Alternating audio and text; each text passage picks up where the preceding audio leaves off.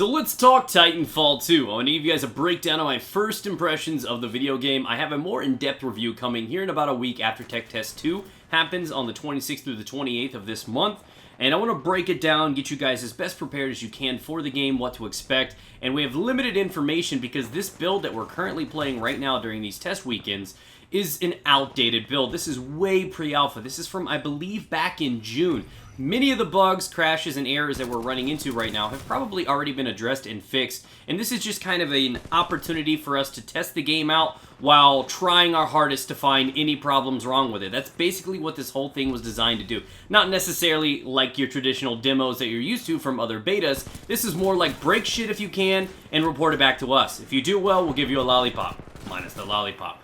And that's basically what this was designed to do. So a lot of people have come into this, and I see major mixed reviews and emotions surrounding this game. It's a crazy flip-flop tornado. Some people are like, I love this game. I'm so disappointed. And it's just really all over the board right now. Nobody can accurately pinpoint what they feel and think about it. Everybody's just so mixed. So I'm here to kind of sort through the bullshit, talk about what's good in the game and what's bad in the game. So let's start with the pros. Now, I'm going to be honest, this game was a whole lot of fun. I really enjoyed myself, and I found that the day after this tech test, I had a craving to play the game. I felt weird because I played it so much over the past couple days. Not playing it made me feel awkward. So that's a good sign. That right off the bat means you had fun enjoying it, and you want to play more of it. So that's always a great thing. Now, I do want to mention that the mobility and the smoothness of this game is ridiculous. The sliding is a great mechanic, the moving is great, it's not near as clunky as a lot of people are reporting. It may not seem as fast as the old Titanfall, but the mobility, the maneuverability, and the smoothness of the game is upper tier. It's absolutely phenomenal. The graphics need some work, the textures obviously, but this is still outdated. They haven't polished this thing. Keep in mind, that will come, because Titanfall has always looked beautiful. That aside, we're talking about gun balance. A lot of people were saying the time to kill was too fast, and I think a lot of this comes down to the ease and effectiveness of the amped weapons. Generally, at the start of the round, the first 30 seconds to a minute, the gun time to kill feels fine. I'm getting killed by L-stars, I'm getting killed by cars, R201s, it all feels good, and actually, from my experiences, even with this being an old build, a lot of those guns were on par with each other. They felt quite balanced. All of them were viable options, and that's a pretty good kind of hint at towards what is to come. So, outside of the actual mechanics of the game, the smoothness of them, I think they did a great job. There were some hit and misses. Some of the ordnance, some of the new grenades were not that big of a hit for me. I feel like some of them need work. Some of the abilities were a little bit more useful than others, so I think with slight tweaking to maybe the grapple to make it more viable in certain game types, especially pilot versus pilot, you may be able to see some interesting things in the future.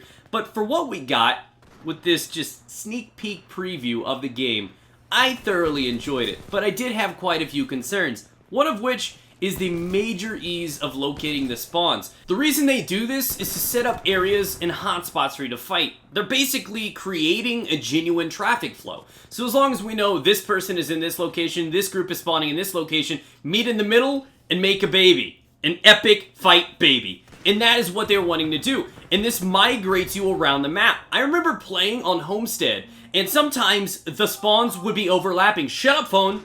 It's like 1 a.m. Go to fucking sleep. So this is what would happen. So sometimes the spawns would overlap until one of them overtakes the other and forces them to spawn in a different location. And now all of a sudden you have to fight in a different area of the map. I think that is absolutely incredible.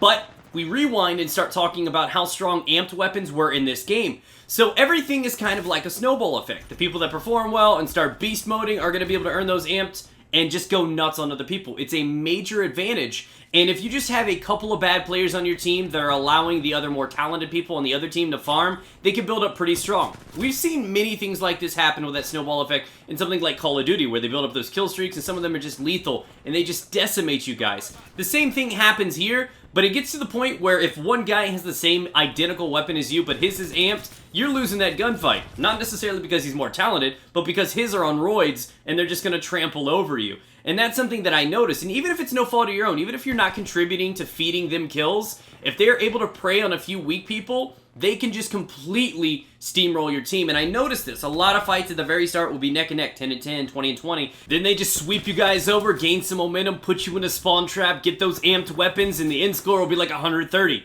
and I've seen some major wide margins in the score differences. I've seen complete stomps, and actually it was a very common occurrence, and I'm not happy with that. With the ease of seeing who's in spawn using things like the Pulse Blade, it's so easy to trap people in this game because of that. So at one point, it's great to have flow. It's great to know where the fights are going down and how to meet in the middle and force them to come together. But at the same time, I feel the game desperately needs some sort of a new spawning method, or a more frequent method, a timer-based one, or maybe if there's too many of the same enemy in the vicinity, it pushes them out, because usually you wouldn't force a spawn flip unless you had like 3 or 4 dudes legitimately inside their spawn, and then it would happen, and that feels like overkill. That's a little overwhelming and completely unnecessary in my opinion. So that was one of the major flaws that I saw through this test.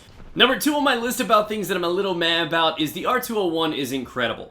But in this game, what it's already looking like is assault rifles are king. Submachine guns are supposed to dominate in close quarters, and ARs are supposed to win those every once in a while. The R200 had the range benefit. They will outplay a CAR or an alternator in medium range. They will outplay them at long range. They should not have as much confidence in close quarters. I know it's a fully automatic weapon. I know it's got great handling, but they should still not be beating them as frequently as they did, unless of course amped, and then of course we know about going Hulk mode.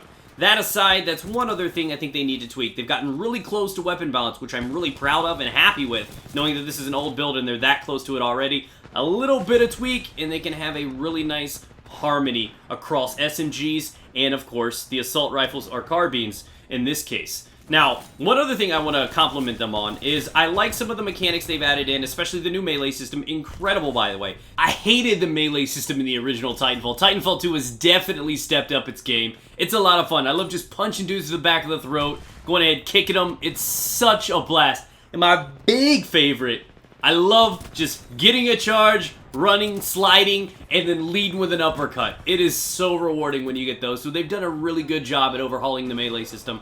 Just in general, there's a lot of new things. A lot of people are saying that, hey, this game doesn't feel like Titanfall, it feels more like COD. And I see that argument. I can see how people would feel that way, but this is not of any fault to Titanfall. This is not like they've done something wrong or they've copied anything. Keep in mind, Titanfall was doing the whole wall running thing first. They were doing it well before Call of Duty adopted this kind of behavior. This is something that they've done well, and this used to be their calling card. This used to be the thing that made their game unique. We had Titans, and we had crazy mobility and maneuverability. Now, since Call of Duty and a lot of other FPSs out there have adopted these sort of mechanics, it's no longer a unique thing to Titanfall, and it's a little less special because of this. I'm not going to say that it's a bad game because of this, but it's just not as interesting as it used to be because now this is the norm. This is the modern way these games have evolved, and because of this, Titanfall isn't special for that reason anymore. And this is generally what people are upset about because the game is not changing too much. But honestly, I've always been a firm believer. If the game stays true to its roots, if a game stays how it is supposed to be, it had the winning formula. This game was very popular. It fell off pretty hard because it was a new title, but almost every title does this.